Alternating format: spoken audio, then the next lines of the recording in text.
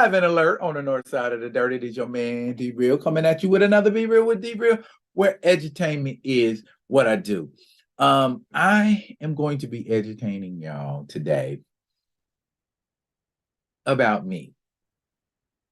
What? Kind of what, or more accurately, who makes me tick, makes me operate the way I do. And it's actually four people who make me operate the way I do, and I'm thankful for them. I consider them my spiritual ancestors, my mental ancestors, that have given me a lot of the standard that I have. We'll get into it, but before we do, I need y'all to do what you always do for me. Comment, like, subscribe, and share the Be Real with D Real page so that when the material comes out, you get it. If you're digging what a brother's shoveling, put some dirt in my bucket, comment, like, subscribe, and share the page. Now, I have decided to call this video my Fourfathers. Play on words, not F-O-R-E, fathers, but F-O-U-R, fathers. How can one have four fathers? One can have four fathers when one has none. And well, I'm not going to say I don't have a father or didn't have a father. My father's no longer alive, but my father was not an active, integral part of my life. Yeah, he was one of them. And I've tried tried hard all of my life to not be like that Negro, because, you know, he is just like that Temptation song. You know what I mean? Papa was a Rolling Stone, wherever he laid his hat was his home. And when he died, all he left us was alone. And that's kind of the way I grew up. But I saw positive qualities in other men, and a lot of their philosophies and a lot of their ideals and a lot of their concepts, I adapted into my own life, and they are who I give the benefit of gleaning that kind of information, in no particular order. My forefathers. Number one. That there, if you have been in a time warp, that is one Muhammad Ali, a three-time heavyweight champion of the world. That is one of the things that has inspired me about him. The main thing, though, was his conviction to his ideals, to his belief.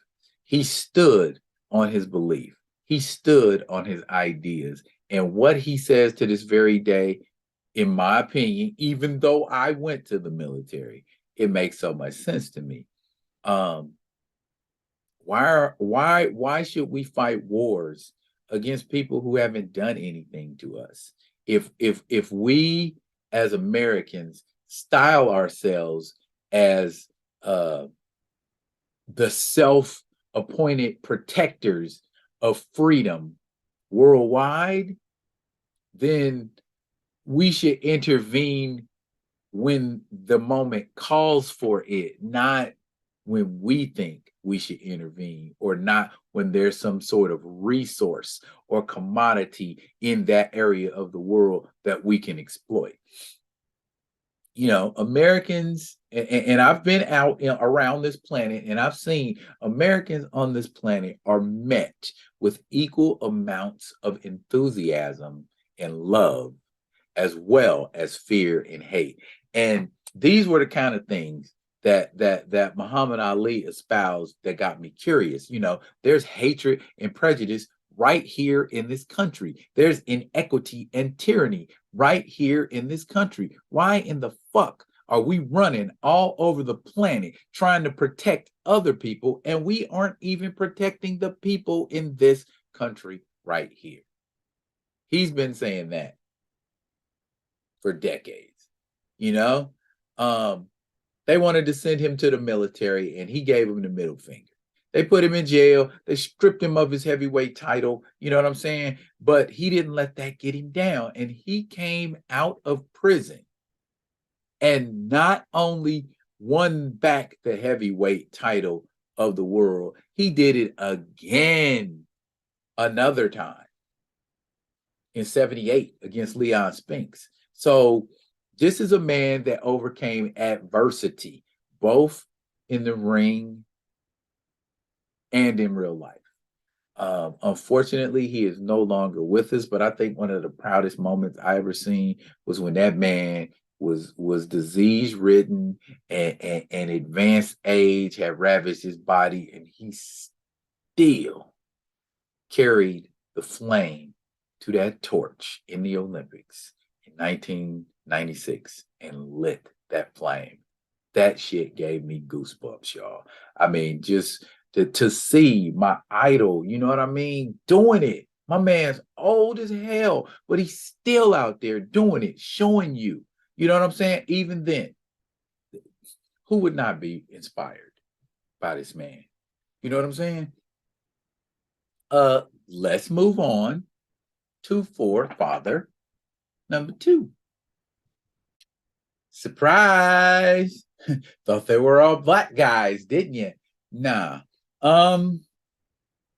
Bruce Lee, obviously, was the inspiration that inspired me to get into martial arts, to get into boxing, to get into Kempo, to get into sports, you know, because his philosophy was always about healthy minds, healthy bodies, you know, and also he was the person I think I most looked at who said, if you're capable of doing something and then you can do it better than anybody else, that's not arrogance. You know what I'm saying? If I say I can knock you out right now and I walk over to you and I knock you out, that's not arrogance. It's confidence in one's skills. And that is what Bruce Lee inspired in me, to have confidence in everything I did.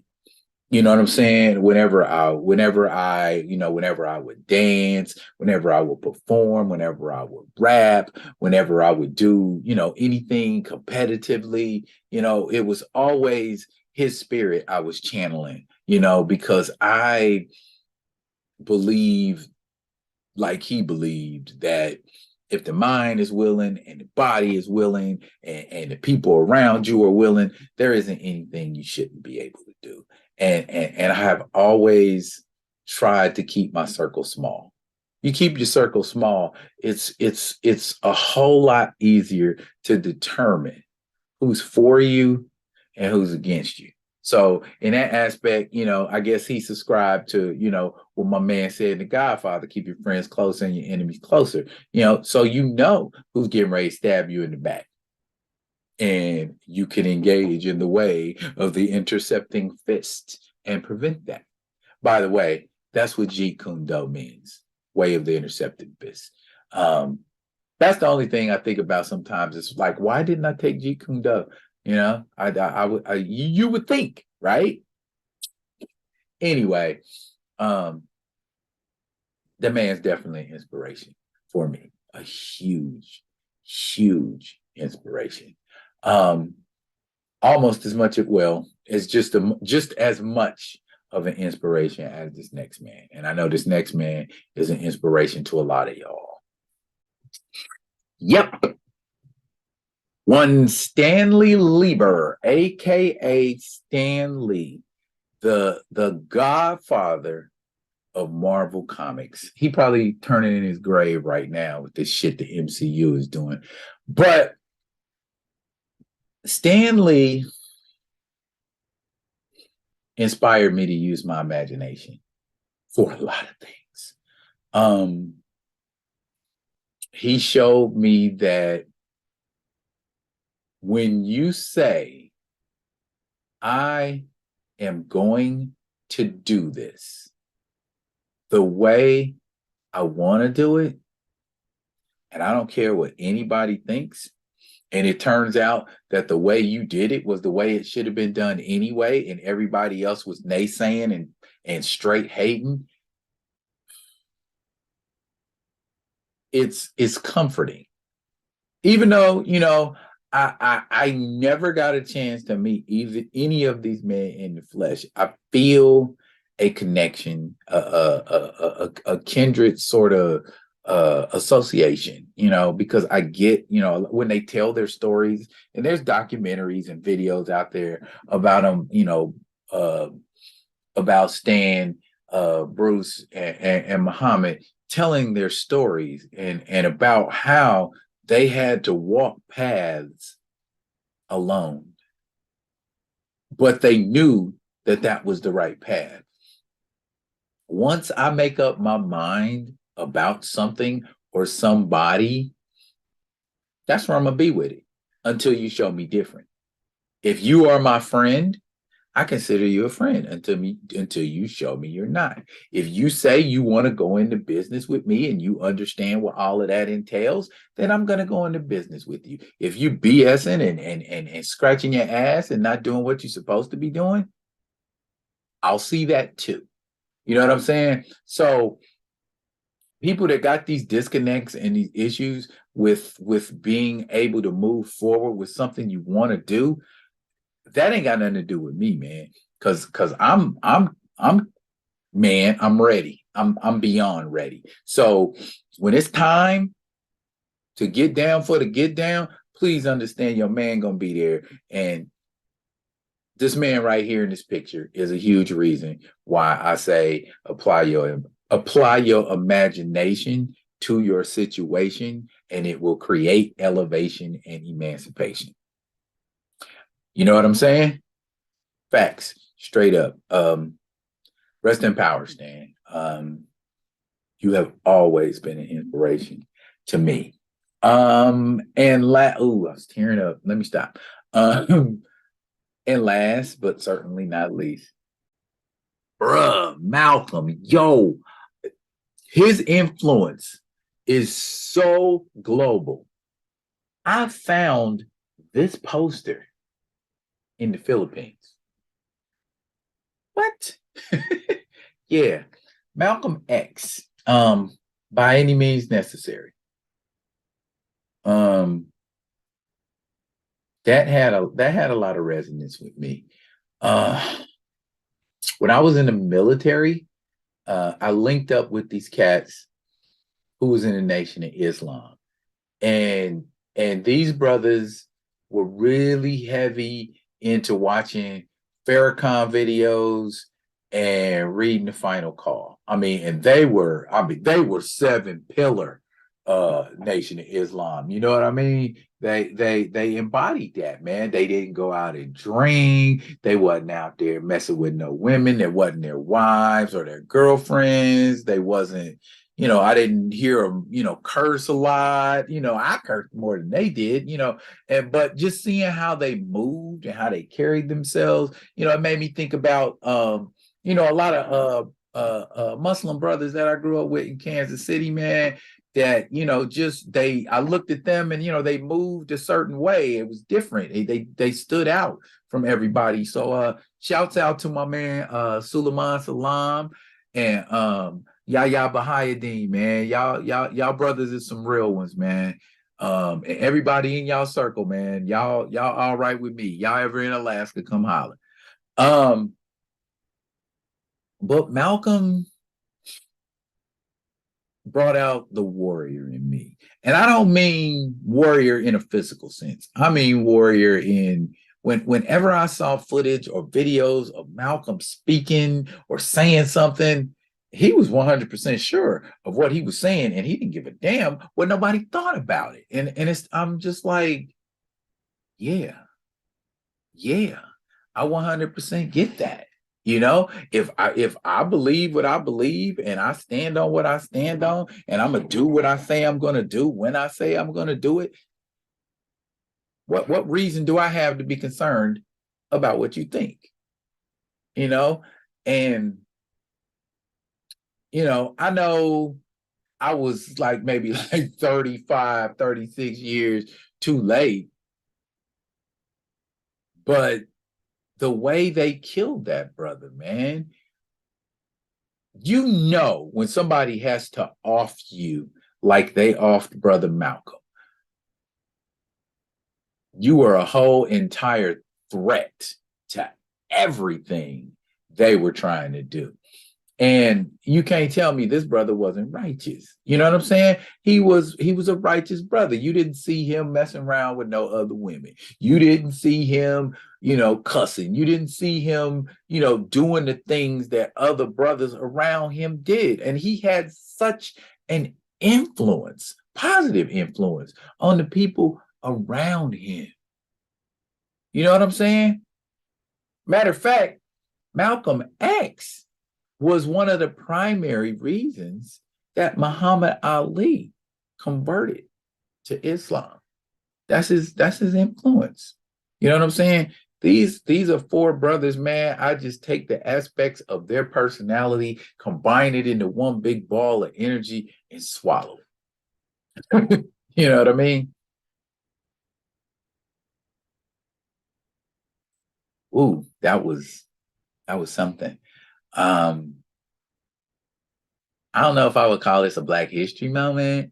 Maybe just call it what it is. My forefathers. Um, like Erica Badu say, I'm an artist and I'm sensitive about my kid. So when y'all in the comments, please believe this right here is a love project, man. So when you make your comments, you better know. You better know. All right. Um, Everybody who watched this video, thank y'all for watching this video. I hope it helps you to better understand what kind of person I am, what I will do, what I won't do, what I will say, what I won't say. Just understand what you getting from me is what you getting. You know, everybody ain't got to have a daddy to be a daddy. Everybody ain't got to be a Black man to influence a Black man. That's it for now, y'all. I will be coming at y'all with another one of them other ones. And until I do, y'all be good. Be good to each other.